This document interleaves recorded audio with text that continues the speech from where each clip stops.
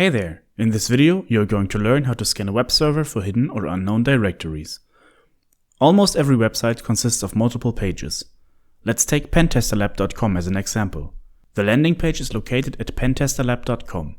If I want to browse the available exercises, my browser opens pentesterlab.com/exercises. If I desire to take a look at the bootcamp page, I get sent to /bootcamp. These sites are publicly linked and anyone can access them. But what if there's a site that is not linked on the page, like an admin login that the public should not know about?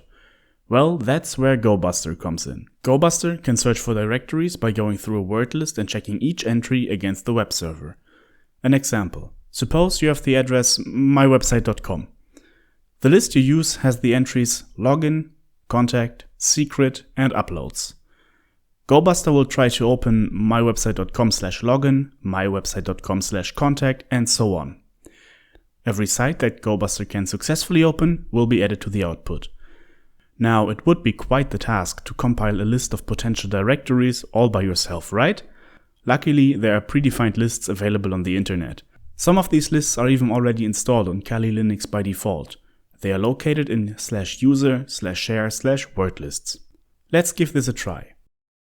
In my terminal, I call GoBuster, define a directory search, supply the word list I want to use, and finally an address. Don't forget to prepend HTTP or HTTPS. For this scan, I will use a Try Hack Me challenge server.